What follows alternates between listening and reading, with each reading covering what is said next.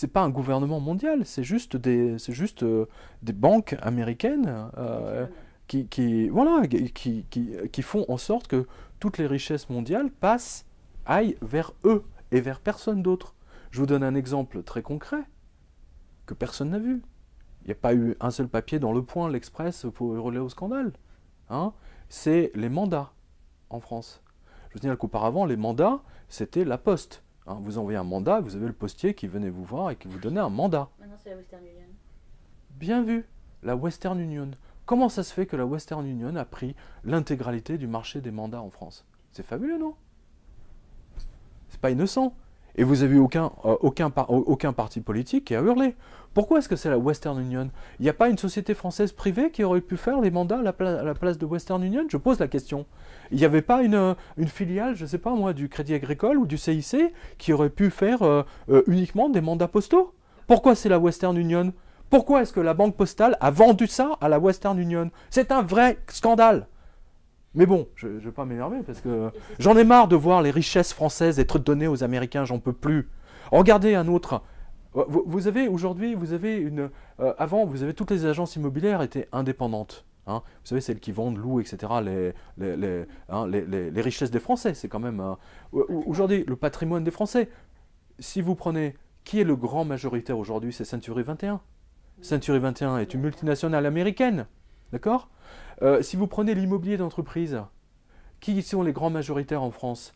Ce sont les grands américains et anglais. Je pense notamment à Wakefield.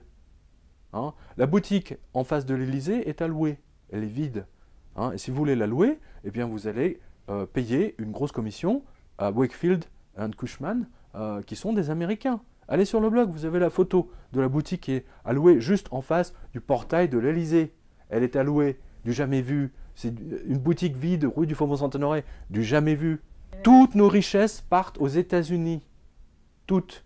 Vous avez vu une filiale russe là non, c'est que des filiales américaines. Je vous signale que la Klépierre, la filiale de la BNP, a vendu une grande partie de tous les immeubles centraux dans Paris au numéro 1 ou numéro 2 américain des centres commerciaux. Qui lui achète ça avec la planche à billets. Voilà comment on rachète un immeuble à Paris. Vous voyez? Avec une photocopieuse.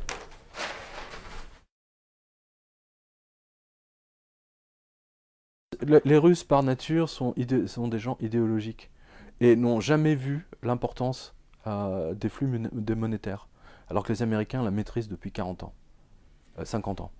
Donc là, vous avez deux approches différentes, deux approches philosophiques, par définition, qui sont complètement différentes. Les Russes, ce sont des gens qui sont affectueux, c'est-à-dire s'ils vous aiment, ils vous aiment.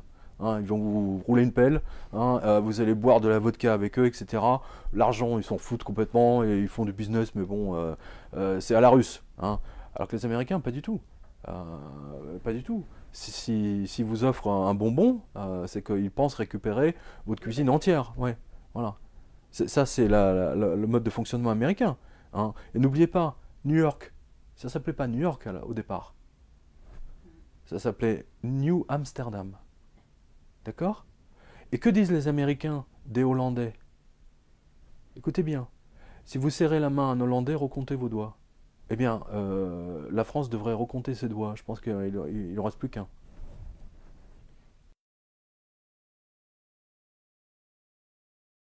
Alors, franchement, c'est une excellente question. Je vous remercie de l'avoir posée, hein, comme dirait Georges Marchais.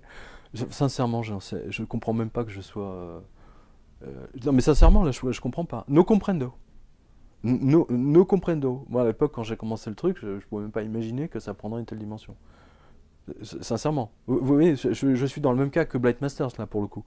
Hein, c'est-à-dire que quand elle a commencé ses crédits défaut swap, elle ne pouvait pas s'imaginer une seule seconde que ces crédits défaut swap allaient détruire le monde. Vous voyez, vous commencez un truc, vous êtes passionné, et vous ne pouvez pas vous rendre compte que 10 ans plus tard ou 5 ans plus tard, voilà, ben, c'est la même chose pour moi, si vous voulez. Je suis passionné, je veux dire, je suis journaliste enfin, depuis que j'ai l'âge de 24 ans, donc ça fait un quart de siècle d'expérience maintenant. Je ne pouvais pas imaginer une seule seconde que ça prendrait une telle... Mais en fait, ce que je n'imaginais pas, si vous voulez, c'est la démission totale des journalistes français sur ce domaine.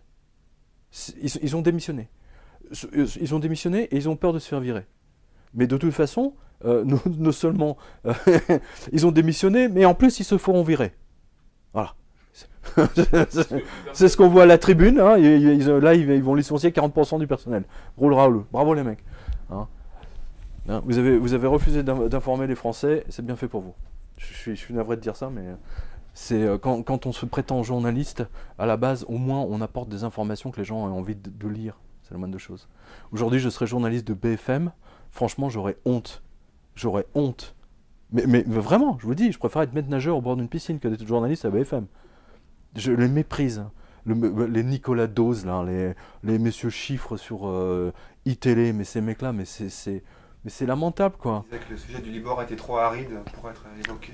J'en ai parlé avec Nicolas Dose il y a quelques jours. Oui, mais il me dit, oui, mais vous comprenez, mais enfin, on a parlé entre deux portes. Je l'ai remercié.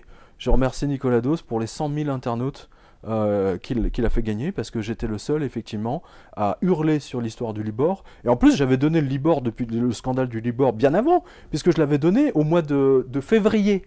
Hein. J'avais dit que là, attention, il y a un gros scandale qui se prépare, hein, et je m'en souviens très bien, parce que j'en ai parlé à la radio en plus, hein, en disant que c'est Charles Schwab, hein, c'est une grosse société aux États-Unis, que c'est Charles Schwab qui a porté plainte en disant ils ont manipulé le Libor pour leur éviter, pour s'éviter eux-mêmes d'être en faillite. Hein, puisque la montée mécanique de certains taux déclenchait quoi?